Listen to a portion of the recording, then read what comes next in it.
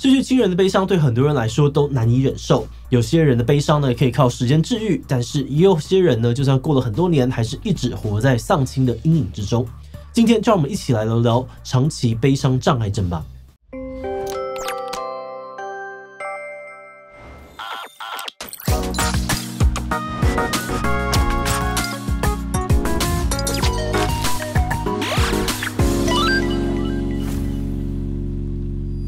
Hello， 大家好，我是志奇。失去自己身边很重要的人有时候会让我们想要逃避现实，活在自己的想象中。像是英国的科幻影集《黑镜》呢，有一集就描述女主角玛莎呢，某天突然接到自己的另外一半艾许发生车祸去世的消息。更惨的是，在丧事结束不久呢，玛莎还发现自己怀孕了。面对独自成为母亲的辛苦，玛莎决定定做一个外貌跟思考模式都模拟艾许的机器人来陪伴自己。刚开始，玛莎确实得到了安慰，但没有过多久，机器人艾许不够完美的模仿，反而让她开始崩溃，意识到自己的爱人永远不会再回来的残酷事实。原先以为是可以减轻心理负担的方法，没有想到最后却带来了更多更长期的痛苦。虽然现实的生活当中呢，大家的经历不一定有这么的戏剧化，但有这类痛苦的人并不少。2022年，美国精神医学会呢，还把这样子长时间走不出的丧亲之痛，正式纳入精神疾病一种，叫做长期悲伤障碍症。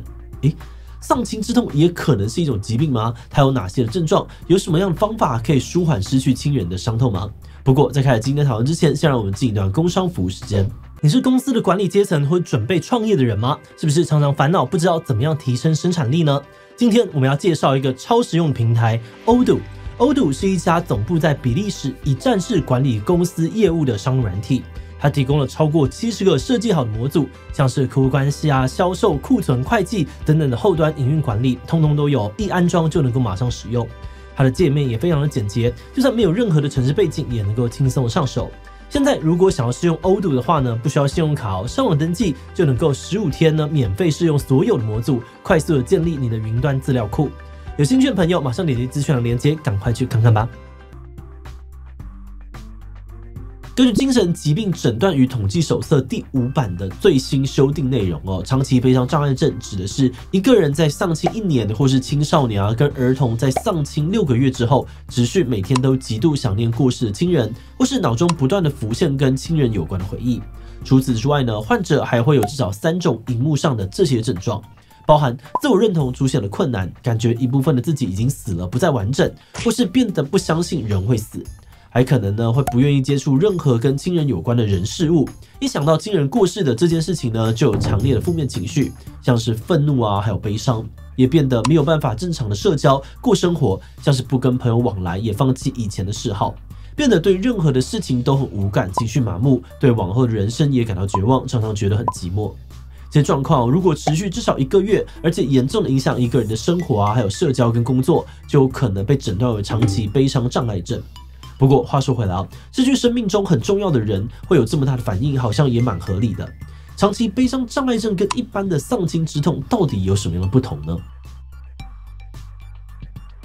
长期悲伤障碍症跟正常的丧亲之痛最主要的差异呢，就在于悲伤持续的时间跟严重程度。一般来说，一个人遭遇到身边亲近的人去世，可能会经历所谓的悲伤5个阶段。首先呢，在接到噩耗的当下，会开始否认，不相信身边的人就这样子离开了，觉得这可能只是一场梦。接着会进入愤怒的阶段，觉得为什么这种事情是发生在自己的身上，或者为什么好人不偿命。然后呢，开始讨价还价，想要找方法让自己不用面对失去，像是祈祷上天让奇迹出现，或是反复思考如果当时有做些什么就可以避免憾事。但发现一切方法跟后悔都没有用之后，就会陷入沮丧的阶段，认清到离世的人永远不会回来，因此感到绝望跟忧郁。最后呢，在这个情绪慢慢被消化之后，才可能走到第5个接受的阶段，接纳受伤的自己，然后继续过接下来的人生。其实在接受阶段之前呢，丧亲的人会有严重的身心症状，甚至痛苦到无法工作，这都是很正常的。不过这种状况通常不会持续超过1年。如果超过1年之后呢，还持续的陷在强烈的悲伤之中，没有任何好转迹象，也无法回归正常生活，这个时候可能就要求助于心理跟精神方面的治疗了。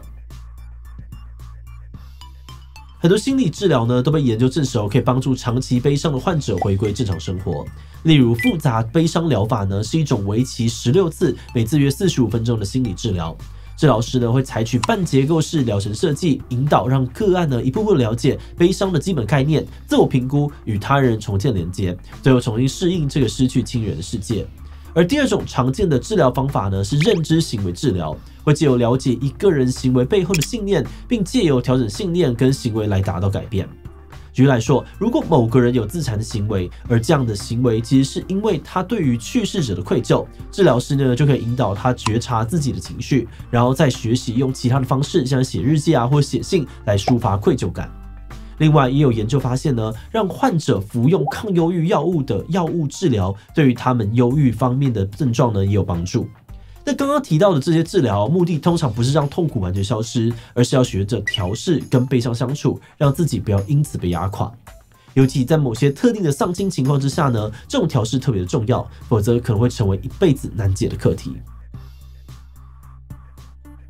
面对亲人的突然离世或是非自然身故啊，像自杀或凶杀等等状况，通常会比那些可以预期的丧亲，像是病逝，让人更难平复内心的伤痛。因为在没有心理准备的情况之下呢，家属可能有很多来不及说的话，会成为心中永远的遗憾。尤其如果这样的事件是发生在跟自己关系很亲密的人身上，悲伤呢通常也会更加强烈。也因此，长期悲伤障碍症很常发生在伴侣啊跟直系血亲的关系当中。除此之外呢，爱恨交织的关系常常也是一个陷入长期悲伤的危险因素。举例来说，曾经被家暴的小孩呢，在长大之后面对家暴者离世，内心可能存在着很多相互矛盾的感觉，像是一方面觉得很气愤，当年欺负自己的人竟然什么都没有弥补就走了，等于是心结呢永远没有机会化解。但另外一方面呢，却又记得全家在一起有过的快乐回忆。内心同时存在着爱跟怨恨，这样子的冲突呢，会让两种情绪都很难抒发，长期的压抑在心里。那如果这样子的心结没有在家暴者生前解开得到弥补，可能呢就会成为心中一个永远的缺憾。不过刚刚说到的这些情况，通常呢不是我们有办法控制的，活在世上总要面对分离。而在这样子的时刻，有什么方法可以帮助自己舒缓情绪，以避免演变成慢性的心理状况吗？每个人面对失去的反应可能差异都很大，这就提醒，不管你的反应是什么，都要允许自己去表达真实的感受，想哭就哭，不想哭呢也不用逼自己要哭。同时可以透过写日记啊，或者找身边的人来谈谈，帮自己觉察跟抒发内心的感受。而且不要对自己太严格，也不要逼自己一定得每天越来越好。因为呢，有研究发现，人在丧亲之后呢，心情会这样子呢，像波浪一样时好时坏，其实非常的正常。可能有的时候会觉得状况好像开始变好了，但一看到亲人用过的东西，又马上陷入强烈的悲伤。这样的起伏呢，通常要靠时间才会慢慢变得平缓。到后来就算再触景伤情，也不会有那么强烈的感受了。而在这个过程当中呢，很重要的一点就是要好好照顾自己的健康，尽量的维持原本吃饭啊跟睡觉的作息，也可以透过实际的行动来抒发自己对于亲人的想念，像是制作相簿啊，或者写信给过世的人，让情感有个寄托。那如果是你身边有人刚经历丧亲，可以在对方愿意聊的情况之下呢，当他的倾听者。但是专家也提醒要小心呢，不要让自己的关心变成对方的压力。像是在事情刚发生的时候呢，就要对方看开一点，要振作起来。比较安全的做法呢，可能是陪伴，但不过度的打扰。重点是让悲伤当中的人知道，如果他们有需要，自己一直都会在。那么过去呢，也有做过怎么陪伴自杀者遗族的这个影片大家也可以点进去参考看看哦。那在最后还是要提醒大家，在任何的时刻觉得自己很难受，快撑不住了，还是要寻求心理咨商的协助，让悲伤有个出口，也让一直承担着痛苦啊很辛苦的自己有个喘口气的机会。在进入观点以前呢，我们先特别感谢这一期的所有会员因为有了大家支持跟赞助，我们才能够持续的运作这个频道，让重要的议题被更多人看到，真的是非常的谢谢大家。那如果你愿意支持我们走得更远，欢迎点击频道主页的加入按钮，成为我们的会员，或者也可以用超级感谢小额支持我们。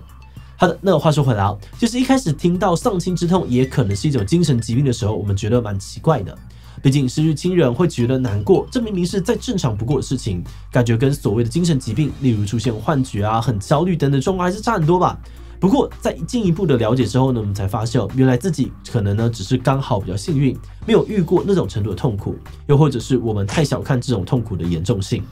像我们有团队成员就分享，自己小时候呢是奶奶带大的，是在奶奶过世时呢，他也行尸走肉了好一阵子，感觉自己一辈子都不会好起来了。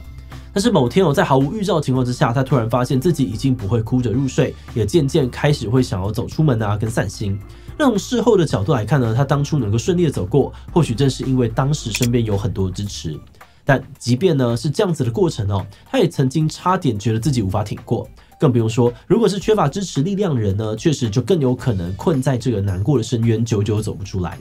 所以我们也希望借由这支影片，让大家对于长期悲伤障碍症有基本的认识。如果你身边有朋友好像长期都走不出伤痛，可能他并不是真的不想要坚强，而是真的很难靠自己复原。